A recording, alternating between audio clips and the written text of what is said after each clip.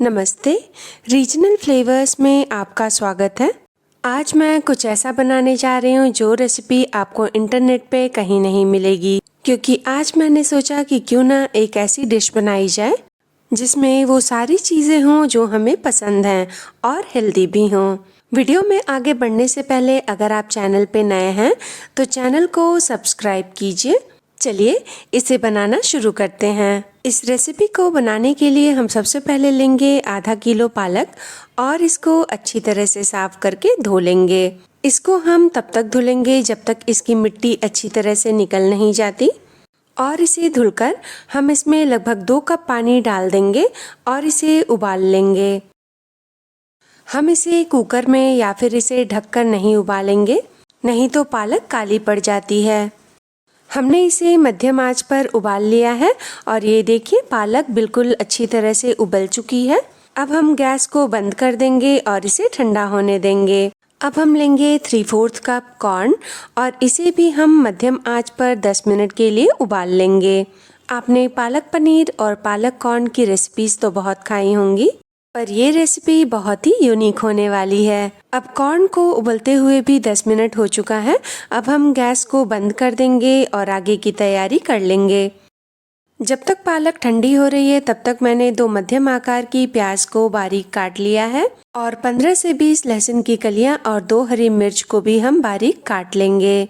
अब हम एक कढ़ाई में डालेंगे 1/4 कप सरसों का तेल और तेल को अच्छी तरह से गर्म कर लेंगे। फिर इसमें डालेंगे 1/4 टेबलस्पून हींग, 1/4 टेबलस्पून मेथी दाना, हाफ टेबल स्पून जीरा। मेथी दाना और जीरा के क्रैकल होने के बाद हम इसमें डाल देंगे कटी हुई हरी मिर्च और लहसुन। जब लहसुन और हरी मिर्च थोड़ी पक जाए तब हम इसमें कटी हुई प्याज भी डाल देंगे। प्याज डालने के बाद हम इसे मध्यम आंच पर चलाते हुए भून लेंगे। हमें प्याज को तब तक भुनना है जब तक ये अच्छी तरह से पक ना जाए, क्योंकि यहाँ पर जो प्याज हम प्रयोग कर रहे हैं ये सफ़ेद वाली प्याज है, ये गुलाबी वाली प्याज नहीं है, इसलिए इसे हमें बहुत सुनहरा नहीं करना है। हम इसे मीडियम फ्लेम पर लगभग 5 से 7 मिनट तक भून लेंगे।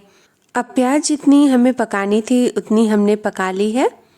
अब हम इसमें डाल देंगे मध्यम आकार के 2 बारीक कटे हुए टमाटर। आप जब भी ये डिश बनाएं तब 2 से कम टमाटर का प्रयोग मत कीजिए।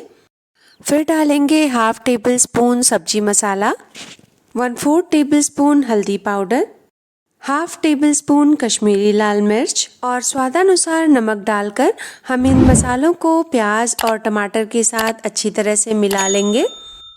इन सारी चीज़ों को चलाते हुए हम लगभग 2 मिनट के लिए पका लेंगे और उसके बाद हम लेंगे 1 इंच अदरक का टुकड़ा और उसे कद्दूकस करके हम इसमें डाल देंगे। अदरक को जब भी सब्जी में आप इस टाइम पर प्रयोग करेंगे तो सब्जी आपकी बहुत ही अच्छी बनेगी। और अदरक को इसमें मिलाकर हम इसे तब तक भुनेंगे जब तक ये तेल ना छोड़ दे। और अब हमारे मसालों ने तेल छोड़ दिया है। हम इसमें कॉर्न डाल देंगे और कॉर्न डालकर हम इसे मसालों के साथ लगभग 3 से 4 मिनट तक पका लेंगे।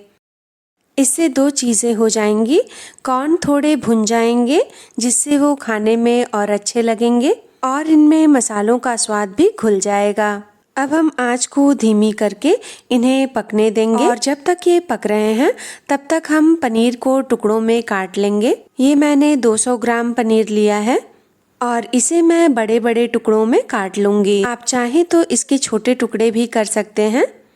अब इसको मैं सिर्फ 2 भागों में डिवाइड कर लूंगी।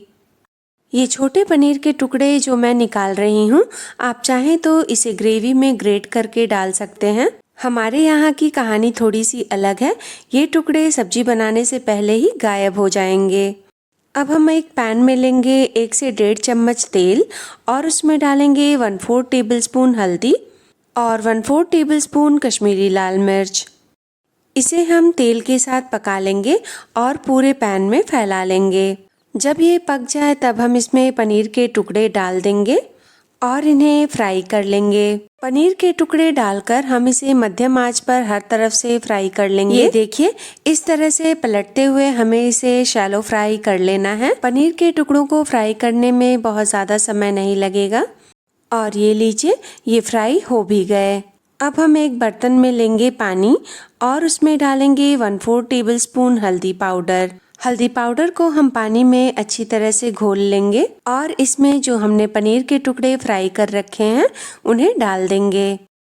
पानी में हल्दी घोलकर डालने से पनीर के टुकड़ों का कलर नहीं निकलता है। अगर आप इन्हें सादे पानी में डाल देंगे तो ये मुलायम तो बने रहेंगे, लेकिन जो इनमें कलर आया है वो निकल जाएगा। अब पालक भी ठंडी हो चुकी है, हम इसे पीस लेंगे और इसे पीसकर इसका बारीक पेस्ट बना लेंगे। आप चाहें तो इसमें थोड़ा सा पानी भी ऐड कर सकते हैं। अब इसका ढक्कन लगाकर हमने इसको पीस लिया है और इसका बारीक पेस्ट बना लिया है। और ये देखिए, पालक का रंग बिल्कुल भी खराब नहीं हुआ है। ये सारे काम करते हुए भी मैं बीच बीच में सब्जी को चला रही थी। और अब हम पालक का पेस्ट कढ़ाई में डाल देंगे। पालक का पेस्ट जार से निकल नहीं रहा था, इसलिए मैंने इसमें थोड़ा पानी ऐड कर दिया और उसके बाद इसको कढ़ाई में डाल दिया है। यहाँ पर मैंने लगभग 2 कप पानी का प्रयोग किया है। अब हम पालक की प्यूरी को बाकी सारी चीज़ों के साथ मिला लेंगे और इसे पकाएंगे। पानी डालने से नमक थोड़ा कम हो गया होगा, इसलिए स्वादानुसार नमक डाल लीजिए और इसमें हम 1/4 टेबलस्पून गरम मसाला भी डाल देंगे। नमक और गरम मसाला को हम पालक की प्यूरी के साथ मिला लेंगे और उसके बाद हम कढ़ाई का ढक्कन लगा देंगे और इसे तब तक पकने देंगे जब तक इसमें एक उबाल ना आ जाए। इसमें लगभग 3 से 4 मिनट का समय लगेगा और 4 मिनट के बाद हम ढक्कन खोल लेंगे और देखेंगे कि उबाल आ गया है या नहीं। अब प्यूरी में उबाल आ चुका है। अब हम इसमें फ्राई किया हुआ पनीर डाल देंगे।